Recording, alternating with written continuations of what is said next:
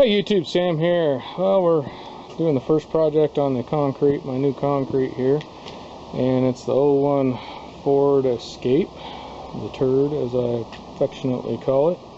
Anyhow, I'm doing the brakes on it, and you'll notice that I actually have some grease in some places down there already, because I actually took this side off, did some filming on it, and the brakes were fine. They weren't bad at all. But then I went to the other side. On the other side, this is what I found. Unfortunately, it's completely sheared off here. Now the brakes really aren't horrible. They still have quite a bit of life in them. In fact, I think the other sides are a little better than these. But anyhow, you can kind of see on this one, I don't know if you can in the video, but it's kind of delaminating right there too.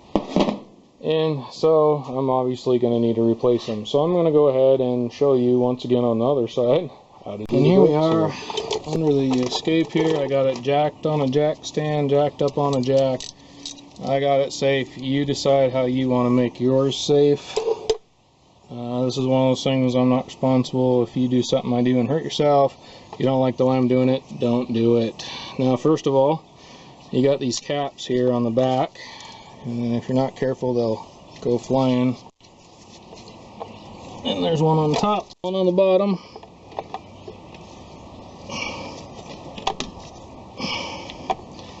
These little caps here just kind of push in. And you got a T45. That is a Torx 45 bit there. And you're going to want, if you have the same setup I do, you need the extension for the top one. Otherwise, you'll do what I did and get in here and you can't get your wrench on it here. And those pop off. And this is where I grease these when I put it back together. So that is why there's new grease on them. We got this little I don't know what it is, but it's a keeper to keep the front side of this on. And that you just pull out, put behind the ear there, pull out, put behind the ear here. There's little ears behind the caliper. Now this is going to come off a lot easier. Normally you might have to get in here with a little pry bar or screwdriver or something and pry this off, but, well, I mean I do. But since I already have this somewhat pushed in, although I didn't push it in all the way because I only pushed it in as much as I thought I needed to. It could be, yep. So here's the problem I see with these. These pins are a real pain to get a hold of and get out far enough to where they don't grab, and I got this top one seems to be grabbing still. So go in here, actually I'm gonna take the wrench off and do it by hand here, and as you turn, you kind of turn and pull out on it at the same time. It's kind of a pain in the butt, but if you can get a hold of it just right, this will come out. Alright, there's that one. Well, I still got to get the bottom one here. And of course, when you're on camera, even if you have done it twice now, it's not going to go like it should. Now, that's something I have to worry about too, or you might want to think about too, is when this came off, it's a pretty short cord here, and I dropped it because it yanked it out of my hand. So here we go. Set that up here. Got it up, sitting up here now. These are the pins I was telling you about right here. These were just stick in just enough, and there's no head on them, so you can't really get a hold of them with your hands very well. So you're going to want to push those in. You're going to want to actually bring them all the way out and actually put some brake grease stuff on them to help them move, because those need to be able to move in and out of here. Now that just pops off of there, and I'm glad I'm doing this because these ones are also, I don't know if you probably can't see it, but they're delaminating as well. I don't know what kind these are, but I sure hope the ones I'm getting are better, but I doubt it because I bought the cheapest thing I could find for now. Because here's the thing, here's the next step here. This just comes off, slides out right there, and there's that one. This one's delaminating too. Holy cow. I don't know what these are. I might look and see if I can clean those up to figure out what they are, so I make sure I don't ever use them. Anyway, now here's the thing. Here's where you'd want to pull this off right here. Pull this rotor off and take it in and have it turn. Be honest with you, I have plans for this car, if we decide to keep it, to completely change all this stuff to what I put on my daughter's car, probably the EBC stuff. So right now I just need to get this back on the road for now, and I'm just going to change out the brake pads, or yeah, brake pads for now. That's the whole thing of you do what you want to do, what you feel is necessary. These are somewhat not too bad, at least not on this side. The other side's probably a little worse. But anyways, these probably should be turned, and they might even need replaced. That's where I don't have any money right now. So right now I'm just trying to get this back on the road and safe enough, safer than it was. Get some stuff out of here, and that's what I'm going to do. Yet again, you should probably think about taking it to the next step here.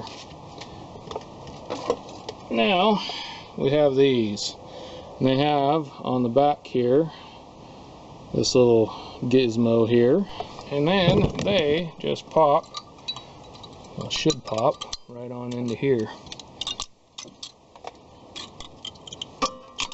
There we go. Okay, and that I have already pushed in. Now actually I'm going to go ahead and push it in further, because now that I have a new brake pad on there, I probably need to push it in further. This is where I normally have my other little tool here, but that won't work with this one because this gizmo here is in the way. So this is where you take your C-clamp, put it over here, and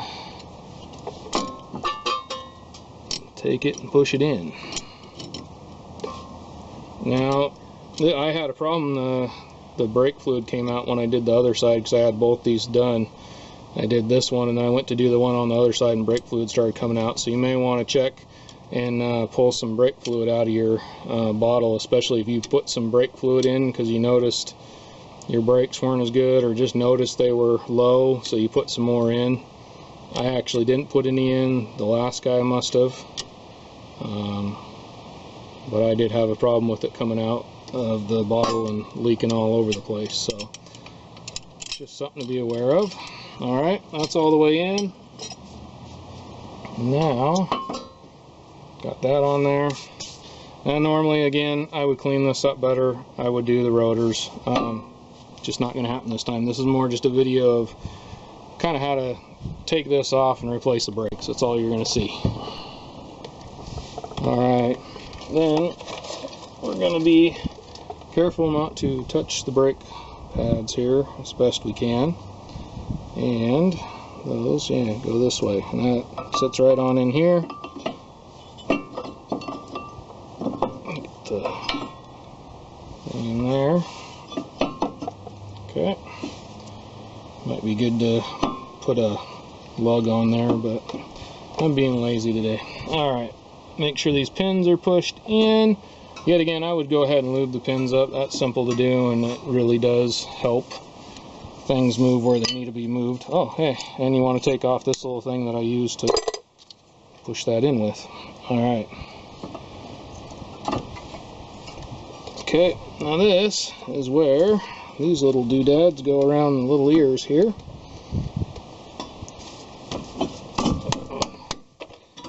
And then you just kind of maneuver things around until the pins go in the corresponding holes here. All you can probably see is my arm. Just by hand getting these to go in till I find the spot. You don't want to tighten either of them up all the way until you get them seated in where they need to go. Yet again, this is about the only way to do it by hand. There is just nothing to hold on to when it comes to the tips of these. They're just kind of a shank with a head on them. Okay, feels like I got them both going in. And these are fairly easy. I would suggest definitely a DIY project. And I've done several other brake videos, and they're all basically the same. So if you want to see a little bit more in depth on how to do this, go check out.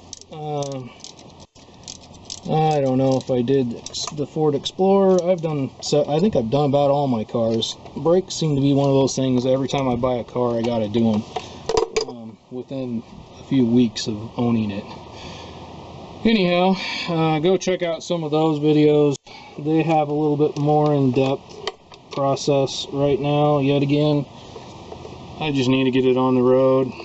Put your cover pieces back on. Don't forget those. It's a nice little feature to keep the dust and grime out. Make it so it's easier to get off next time.